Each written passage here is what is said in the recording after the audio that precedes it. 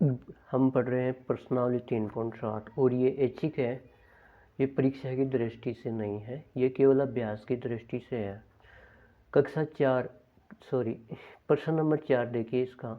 एक कक्षा के विद्यार्थियों को पंक्तियों में खड़ा होना है। जैसे मान लो कि ये पंक्तियां हैं, ऐसे इनको खड़ा होना है। यदि पंक्ति में 3 विद्यार्थी अधिक होते तो एक पंक्ति कम होती। मतलब ये पंक्ति है, ये 4 विद्यार्थी हैं, जैसे इस प्रकार से। तो ये बोल रहा है, अभी हमें पता नहीं है, एक उदाहरण के तौर पर यदि इनमें 3 विद्यार्थी और बढ़ा दूं तो ये जो इधर वाले चौथी पंक्ति वाले विद्यार्थी हैं वो इसी में आ जाएंगे ना, और ये चौथी जो पंक्ति है ये लगानी नहीं पड़ेगी, मतलब पंक्ति एक कम हो जाती। और यदि पंक्ति में 3 विद्यार्थी कम कर दें, एक पंक्ति में से 3 विद्यार्थी कम कर दें तो 2 पंक्तियां अधिक बनेगी और पंक्ति बनानी पड़ेगी। भाई कम विद्यार्थी खड़े करोगे तो ज़्यादा लाइन बनानी पड़ेगी। कक्षा में विद्यार्थियों की संख्या ज्ञात कीजिएगा। तो माना कि प्रत्येक पंक्ति में, मतलब एक लाइन में विद्यार्थियों की संख्या हमें पता नहीं है, तो मान लिया कि x है।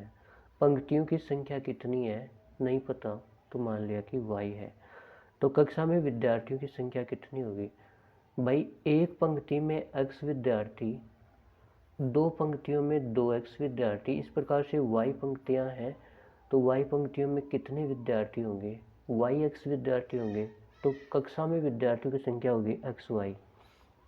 अब पहली शर्त ये कहती है कि टोटल विद्यार्थी तो xy है, ये तो चेंज नहीं होंगे ना।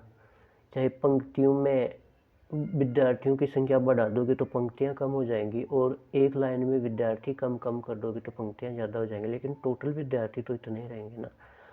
अगर एक पंक्ति में 3 विद्यार्थी बढ़ा दें तो पंक्तियों की संख्या एक कम हो जाती है, और इन दोनों को गुणा करने पर टोटल विद्यार्थी तो इतने ही आएंगे। इन दोनों को गुणा करो, एक्स वाई माइनस का एक्स प्लस का 3y माइनस का 3 बराबर एक्स वाई। दोनों तरफ एक्स वाई कट जाएगा, और जब इसको हल किया तो x माइनस के 3y बराबर माइनस का 3 समीकरण नंबर 1 आया। दूसरी शर्त ये कहती है कि यदि एक पंक्ति में विद्यार्थियों की संख्या 3 कम कर दूं तो पंक्तियों की संख्या 2 ज़्यादा हो जाएगी। मतलब एक लाइन में 3 विद्यार्थी कम करोगे तो वो कहाँ जाएंगे? उनको दूसरी पंक्तियों में लगाना पड़ेगा। तो पंक्तियों की संख्या y थी और वो बढ़ करके 2 पंक्ति और लगानी पड़ेगी। तो अगर विद्यार्थियों की संख्या पंक्ति में 3 कम कर दे तो पंक्तियों की संख्या 2 बढ़ जाती है, लेकिन टोटल विद्यार्थी तो xy रहेंगे ना।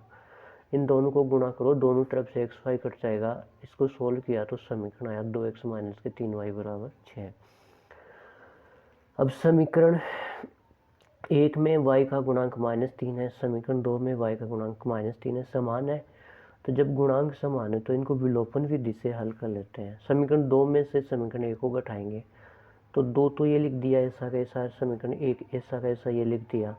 जब बात घटाने की आती है तो नीचे वाले के चिन्ह चेंज कर देते हैं, ये माइनस है तो प्लस, ये माइनस है तो प्लस। 3y माइनस का 3y प्लस का कट जाएगा, प्लस का 2x माइनस का 1 तो प्लस का 1x बचेगा। 6 और 3 9, x का मान 9 आया। x का मान समीकरण 1 में रखने पर, समीकरण 1 है x माइनस के 3y बराबर -3, तो यहाँ x की जगह 9 रख दो तो माइनस के 3y बराबर माइनस के 3y बराबर -3, और ये जो 9 प्लस का है दूसरी तरफ माइनस का हो जाएगा। 3y बराबर माइनस के बाद दोनों तरफ से माइनस कट जाएगा, और ये y के गुणा में 3 है, ये भाग में आ जाएगा। 3 चौक 12, तो y का मान कितना आया? 4। अब हमने माना था कि प्रत्येक पंक्ति में विद्यार्थियों की संख्या x है और x का मान तो 9 है, और पंक्तियों की संख्या y है और y का मान 4 है। अतः हम ऐसे बोल सकते हैं कि प्रत्येक पंक्ति में विद्यार्थियों की संख्या 9 है, पंक्तियों की संख्या 4 है। तो कक्षा में विद्यार्थियों की संख्या कितनी मानी थी हमने? x इंटू वाई मान रख दो, 9 इंटू 4 बराबर 9 चौक 36। तो कक्षा में विद्यार्थियों की संख्या 36 है। Thank you.